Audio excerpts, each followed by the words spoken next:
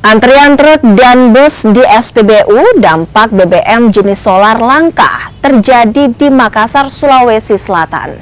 Salah satunya di SPBU di Jalan Perintis Kemerdekaan. Antrian kendaraan bahkan terjadi hingga keluar SPBU. Antrian terjadi bahkan hingga berjam-jam. Dampaknya pengiriman barang dan juga penumpang keluar daerah terhambat. Langka.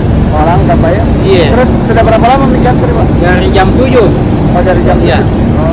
Ini rencananya bis mau kemana ini Pak? Ke Palopo. Oh, Palopo. Ya begitu Mi.